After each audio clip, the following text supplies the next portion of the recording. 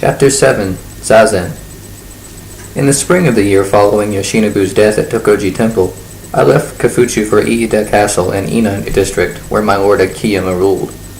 Something had happened that made me only too pleased to leave Kafuchu for a while. It was a foolish thing, the root of which was in my pride. The priest who had been a friend of Togen had been kind to me, and when I asked him to teach me to write, he had willingly done so. At first my letters were badly drawn, and I handled my brush clumsily. To write well, you must hold the brush firmly yet lightly. If you grab it as a drowning man grabs a piece of wood floating by, you will make many splotches and stain your paper rather than write on it. On the other hand, if you handle your brush as gingerly as you would a snake filled with poison, you will fare no better. Yet by that winter I had learned to write fairly well and knew enough characters to be able to compose a letter. In my station as a stable boy there was no need for writing, a fact which some of the other boys left me in little doubt. But there was a pleasure in the task, and sometimes I could spend hours writing the most complicated characters I knew with a pointed stick in the dust. Most samurai knew how to write, and this, rather than a thirst for knowledge, had been my reason for learning. Had I been satisfied with this, I would not have gotten into trouble, for the priest I had learned from was a kind man, who humbly served Buddha and searched for the way. But as I learned to read and could, with great difficulty, make my way through the text of sutras, I began to be dissatisfied with my humble teacher. Most, but not all samurai practice Zen. There are many sects of Buddhism, and if there is one road that is particularly well trodden by those who wear silk, it is Zen. Not only had I never forgotten my ancestry, I had in truth made it a lot loftier than it had been. After his death, my father advanced remarkably among the retainers of Lord Uesegi Kenshin, until from an ordinary samurai he had become his chief general. Zen attracted me not so much as the way of enlightenment, but because of the companions I might encounter on that road. At Enko Temple, not far from Lord Akiyama's place, Zazen was held early in the mornings. I asked one of the monks for permission to attend, and it was granted. I had carefully washed myself and was wearing a blue linen kimono and new straw sandals when I presented myself at the temple just as the hour of the hair was over. A young monk looked at me carefully. He bowed, but not humbly, as he saw that my kimono was threadbare linen, not cotton or silk. He showed me the way to a Zazen hall on the right side of the main temple. There were others there already, seated facing the hall. I bowed, casting a quick glance at the clothes to gauge who my fellow travelers were. The monk indicated my place, and I sat down, first taking a good look at my neighbors to the right and to the left, which earned me an admonition from the monk. I was furious, for it was obvious to me that I was seated among people of no greater importance than myself. There must have been two halls, one where the samurai did Zazen, and one for the likes of me. Slowly a little sense crept into my head. It would not have been wise of the monks to seat a samurai next to someone of no importance. The food of a monk is but a sparse meal, but even those ingredients must come from somewhere. To offend those who wear the sword would be foolish. Only those who are truly devout in their worship of Lord Buddha have a weapon as strong as an iron blade. When you are practicing Zazen, you sit immobile as if you were a statue of Buddha. You must attempt to empty your mind of all thoughts, of all the vanities of the world. I do not know if it can be done, for I have never succeeded. Perhaps others did, many claim so. Just as many samurai will claim that he does not know fear, though he can easily recall what the cold fear of death tastes like. So many Buddhist priests will claim a holiness they do not possess. Pride can take refuge in rags and humbleness as well as silken robes.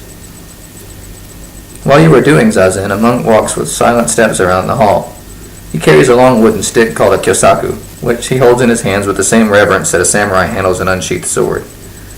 He uses the kyosaku to give you a smart crack on the shoulders. This is supposed to keep your mind from wandering, but it never did mine. Sometimes when I knew that the monk had just passed me, I would give a quick look around to see if any others were as restless as I was. With shame, I must admit I never caught any of them doing the same. They were all sitting as still as a row of stone Buddhas. Then I would return my gaze to the floor in front of me, feeling ashamed. Until the blossoms of the peach trees had fallen, I practiced Zazen twice a week.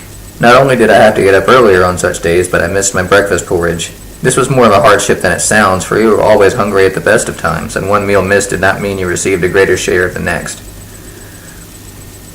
It was usually the same young monk who was the Chikiro, the holder of the wooden stick. As I was always stealing glances around me, I knew him well, not by his face, for I would not have dared to look up. No, I knew him by his feet. I could always manage to catch a glimpse of them as he walked by. He had the peculiarity of having 8 long dark hairs on the big toe of his right foot and 9 on the same toe of the left. I counted them during one session. This was not so difficult, for Jikiro walks very slowly around the hall, moving his feet almost as if he were in a trance. I was a little shocked when I noticed one day that the Jikiro's feet were hairless. Forgetting myself, I turned and looked at the monk as he came near me. At the sight of his face, I almost cried aloud in surprise and alarm. The monk stopped and looked at me. And he bowed, and then lifting the kiyosaku, he brought it down with such force that it seemed as much as he could muster. A loud crack was heard, and for a moment I feared he had done my shoulder an injury, but I managed to smile and bow as if I had felt nothing. The monk also bowed, and for a moment he too smiled, but his smile was a grimace like the one that had disfigured his face during the night at Tokoji Temple. After Zazen was over, there was a service with reading of sutras. I had always liked to chant the prayers to Buddha with others, but that day I decided to leave as soon as Zazen had ended. Once outside where no one could see me, I rubbed my shoulder. It was still smarting from the blow.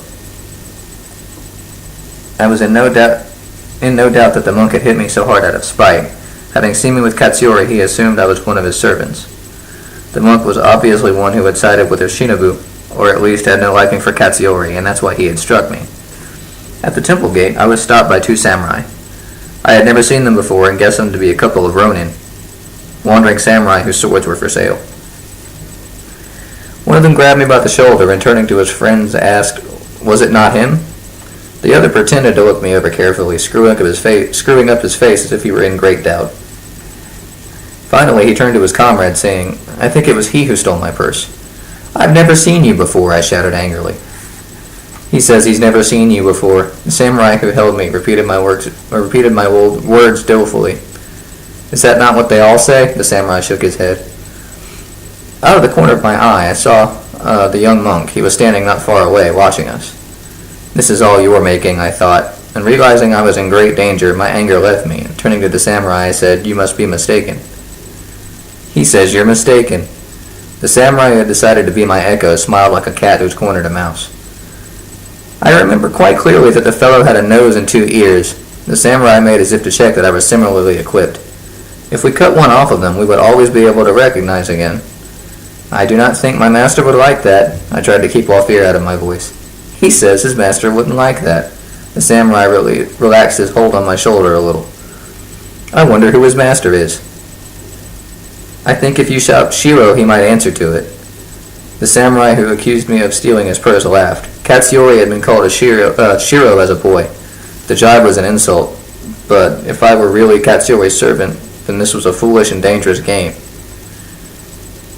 There and then I decided they should not learn from my mouth who my master was.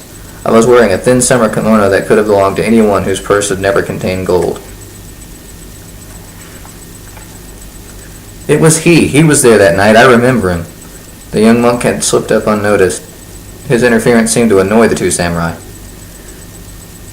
As there was no longer any point in accusing me of being a thief, the older of the 2 samurai changed his tactics. The sleeves of a poor man blow lightly in a breeze. The samurai grinned at me, and I noticed his front teeth were missing. Sometimes what the ears have seen, or the eyes have seen and the ears have heard, can be worth something to put in one's sleeve. A good servant sees nothing and hears even less, I countered, giving a slight bow to show my humility. "That is true, but there are a few of them." The samurai put on a grave air of approval, which made him look like even more of a scoundrel. Sometimes even the best of servants may remember where they were on a certain night, who they were with, and what happened. Suddenly the samurai changed his tone and whispered, "For if they don't remember, they might lose an ear." I had spied some samurai coming toward us. They had been to Zazen and were now on the way back to their homes. As they reached the gate, I took a step backward and bowed to the 2 samurai, and the one who held me by the shoulder let go as the others approached. "I shall remember everything you said, master," I said in a loud voice, and turned and ran. As I had expected, the 2 men did not want to lose their dignity by chasing me in front of the other samurai. I ran all the way to Lord Akiyama's mansion. Only when I was inside his gates did I feel safe. Sooner or later I'd be sent on some errand, for we stable boys were also messengers, and then... Lord Akiyama was the governor of Iida Castle, and so he was seldom in Kafuchu, but I felt that I had to tell him what had happened. I presented myself at the big house at the evening meal and asked to see Akiyama Nobutora, my master's father. I had to wait until he had finished his meal, and finally I was allowed in the room. I fell on my knees and bowed until my forehead touched the mat on which I was kneeling. "Who are you, and what do you want? It is not a seemly time to disturb anyone." The voice was powerful, and had none of the trembling quality that so often disfigures the speech of the old. I looked up but remained in my kneeling position. The old samurai had just finished his meal. The little table was still in front of him. I had seen him before, but never so close. Though neither tall nor powerfully built, he was an imposing man. His face was tanned the color of old leather. His eyes were large, but he kept them half closed, giving an expression of cunning. In as few words as possible, I told him who I was and why I had come. When I had finished, Lord Nobutora scrutinized me silently. Then he nodded as if he were agreeing to some thought that occurred to him. Finally, he spoke. "Tomorrow morning, before the cock crows, get on your way to Ida Castle to my son. You will be given a letter from me. Do not take one of the best horses, nor one that will go lame. Don't saddle it. It is best for youngsters like you to ride without." For a moment the old man smiled, and I thought, he can remember his own youth and the many days he spent on horseback then. He made a motion with his right hand as if to shoo away a fly. I understood, and bowing deeply once more, I rose and walked backward from his presence.